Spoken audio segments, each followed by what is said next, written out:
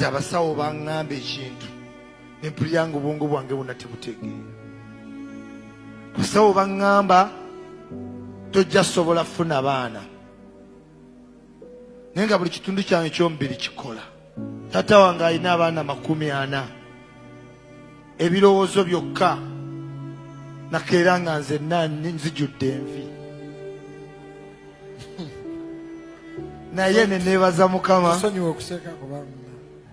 neneebaza Mukama bampisa mu training nyingi. Ekimu ku bye bampisaamu kwe kubanga ndi free okyogerako. Oluusi nga kindeetera obusungu, enyiike, tunuulira abantu n'endowooza bo baalya ki, ne kindeetera obusungu. Sometimes nga bunninnya, naye olw'okwagala kwa Katonda n'abantu b'eddiini kati ŋŋenda mu bifo eby'enjawulo ne bansabirako ne nsobola okukimanya nti ebisinga Katonda y'agera.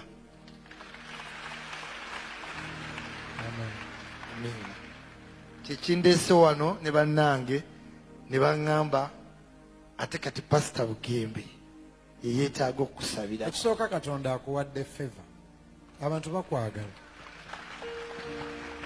si kyo bannange. Ekyokubiri, mu Bayibuli mulimu omukyala yali tazaala, Mukama n'amuwa omwana. Ani ali wano nga wali ofunyeyo ekyamagero? You've ever received a miracle from God. So miracles still happen. Era no weyimiridde ojja kudda ng'olina omwana.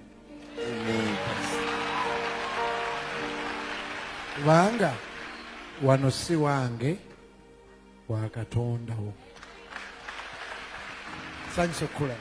Nange bwente Pastor nkulabira eyo ng'oyimba obuyimba obutuzaamu amaanyi ku kyeyo n'ogambira ddala nta ojjukiramu ku internet kino nga wali akayimba ka Mukama Katonda yabadde mwene ensonga keweetaaga. Sanyusa okulaba. Nange wente Pastor. Naye wano ng'oyinga alina ensonyi naye wali ng'okalamuka. Oluusi egyo Pastor z'olaba characters tubazinjigirizeeyo. Mukwano gwange eyo namusanga eyo yali amanya ebintu ebamuyita peng. Kati yanjigiriza characters tuziteekamu okusinziira. Tuziteekamu okusinziira ku kyekigenda mu maaso. Ate ne bafanze engeri gye wabakola. Kati bamanyi ikyuli abamukambwe ennyo tazannya. Naye nga nze nze ndi mwana mukaka.